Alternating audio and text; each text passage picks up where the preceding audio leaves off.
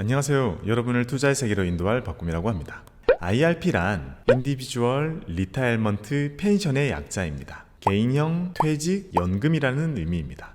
IRP는 우리가 두 가지의 목적으로 계좌 개설을 하게 됩니다. 하나는 다니던 회사를 퇴직하게 되면서 퇴직금을 받는 용도, 그리고 또 하나는 나의 노후를 위해서 내가 스스로 저축을 하는 용도입니다. 이 중에 이 두 번째 용도만 놓고 보면 앞선 영상에서 말씀드린 연금저축과 거의 똑같죠. 맞습니다. IRP의 두 번째 용도만 보면 연금저축과 90% 정도가 비슷한 계좌입니다. 노후에 사용할 연금을 준비한다는 공통된 목표를 가지고 있기 때문에 공통점이 많은 거죠. 오늘은 이 중에 퇴직금을 받는 용도보다는 나의 노후를 위해 연금을 모으는 계좌로 활용하는 것을 염두에 두고 말씀을 드리겠습니다. IRP는 소득이 있는 사람이라면 누구나 개설할 수 있습니다. 근로자, 사업자, 연금소득자, 공무원, 교직원, 군인 등 모두 가능합니다.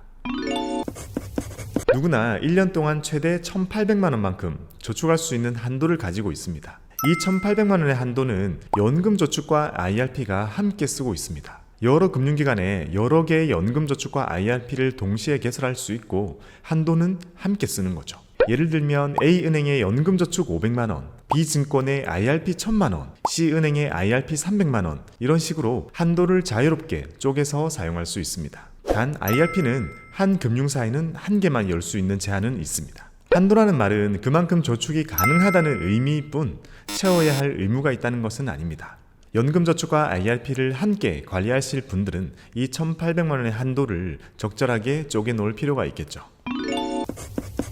계좌에 저축을 하고 나면 그 자금으로 내가 원하는 상품을 선택하여 운용할 수 있습니다. IRP는 그 속에서 예금, RP, ELB, 펀드, ETF, 리츠 등 정말 다양한 상품들을 매수할 수 있습니다. 상품 운용의 유일한 제한은요, 주식과 같은 위험 자산의 70%까지만 투자할 수 있다는 겁니다. 예금이나 채권 같은 안전자산을 최소한 30% 이상 담고 있어야 한다는 의미죠.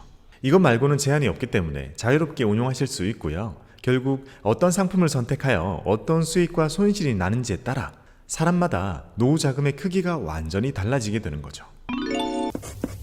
IRP는 스스로 노후 준비를 하는 계좌입니다. 많은 사람들이 각자 자신의 노후 자금을 모은다면 사회적으로도 아주 이롭겠죠. 그래서 그런 걸 장려하기 위해서 IRP에는 엄청난 세제 혜택이 있습니다. 여러 종류의 세제 혜택이 있으니 심플하게 저축할 때, 운용할 때, 타서 쓸 때 이렇게 구분해서 세제 혜택을 말씀드릴게요. 첫 번째 세제 혜택은 저축할 때 세액공제가 있다는 겁니다. IRP는 저축한 금액에 따라 세액공제 혜택을 받을 수 있습니다. 매년 1월 1일부터 12월 31일까지 내가 총 얼마나 저축을 했는지 합산 집계를 하고요. 거기에 16.5% 또는 13.2%의 세액공제 혜택을 줍니다. 그리고 이 세액공제 혜택을 받을 수 있는 금액은 총 1,800만 원의 한도 중에서 IRP는 700만 원까지 가능합니다. 연금저축이랑 납입 한도도 공유를 했듯이 세액공제 한도도 함께 공유를 하는데요. 특이한 것은 이 IRP의 한도 700만 원이 연금저축의 한도 400만 원을 품고 있는 형태입니다.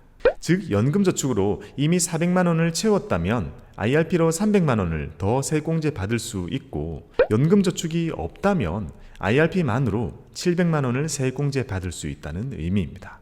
두 가지의 종류의 계좌를 다 합산해서 700만 원까지라는 의미죠. 이렇게 700만 원을 다 채우면 세액공제를 최대 115만 5천 원까지 공제받을 수 있습니다. 세액공제이기 때문에 그만큼 돌려받을 세액이 있는 근로자나 사업자라면 그 금액을 다 환급받을 수 있게 되죠. 이 세액공제의 한도나 공제율은 소득의 크기나 종류에 따라 달라집니다. 이 표를 보시면 사람마다 내가 받을 수 있는 세액공제의 최대치는 얼마구나 라는 걸 확인하실 수 있습니다. 이 세액공제에 추가적으로 생긴 것도 있는데요. 만 50세가 넘거나 아니면 ISA 만기 자금을 이체하거나 이렇게 하면 추가적인 세액공제까지 받을 수 있다는 점도 알아두시면 좋습니다. 근데 우리가 IRP에 저축하는 돈은 언젠가 연금으로 활용되기 전까지는 쓸 수가 없잖아요. 그러니 사람마다 순수하게 나의 노후를 위해서 저축을 한다는 건 쉬운 일이 아닙니다. 워낙 당장 필요한 돈들이 많으니까요. 그럼에도 불구하고 우리가 열심히 연금저축과 IRP에 저축이 가능한 것은 바로 이 높은 세액공제 때문인 거죠. 두 번째 세제 혜택은 운용할 때 과세 이연을 해준다는 겁니다. 이렇게 우리는 세공제를 받기 위해 해마다 저축을 합니다. 이게 한 해 두 해 쌓이게 되면 서서히 목돈이 되어 가는데요. 그러면 연금을 다 쓰기 전까지는 상당히 긴 기간 동안 운용해야 하는 상당히 큰 목돈이 됩니다. IRP가 가지고 있는 두 번째 세제택은 이 긴 운용기간 동안 세금을 내지 않고 나중으로 미뤄준다는 겁니다. 세금을 안 내는 게 아니라 미뤄주기 때문에 절세라고 부르지 않고 과세이연이라고 부릅니다. IRP 속에서 다양한 상품들을 선택할 수 있고 그 상품들마다 고유한 세금이 다 발생하게 됩니다. 대표적인 건 우리가 예금으로 수익을 보면 15.4%의 이자 소득세를 내야 하고요. 주식을 갖고 있다가 배당을 받으면 15.4%의 배당 소득세를 내야 됩니다. IRP는 계좌 속에서 이런 세금을 다 내지 않고 나중에 연금을 받을 때 연금 소득세로 내도록 다 미뤄줍니다. 그 시점까지는 세금을 안 내는 그 금액만큼은 오롯이 나의 투자를 위해서 더 가용할 수 있는 투자금이 되기 때문에 더 오랜 기간 큰 금액으로 복리 효과를 누릴 수 있게 됩니다.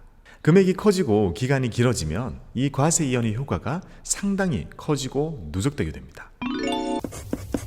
세제택 세 번째는요, 수령할 때 조율과세 해주는 겁니다. 저축을 할 때는 세액공제를 받고 운용하는 동안에는 과세 이연이 되어서 이렇게 모아진 큰 자금은 55세가 지난 시점에 자유롭게 연금 수령 신청을 하실 수 있습니다.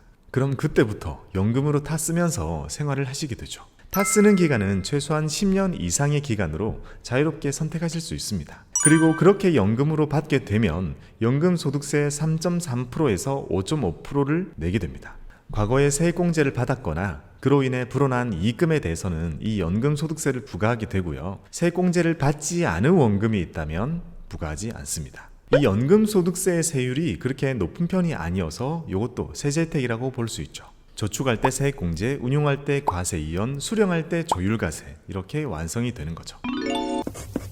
IRP도 혜택이 있는 대신 페널티가 있습니다. 연금으로 받는 순간까지 끌고 가지 못하고 중도에 해지를 하게 되면 16.5%의 기타 소득세를 내게 되는 겁니다. 세액공제를 받는 것은 13.2%나 16.5%지만 중도 해지할 때 내게 되는 기타 소득세는 둘 다 16.5%를 부과합니다.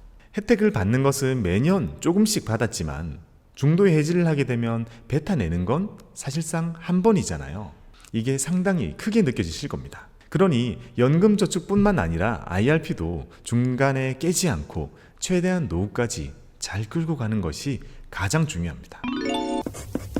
지금까지 IRP에 대해서 배워봤습니다. 연금저축과 정말 여러 면에서 비슷하죠. 연금저축이든 IRP든 뭐든 준비해 둔다면 나중에 노후에 큰 도움이 되실 거예요. 노후 자금은 많을수록 좋습니다.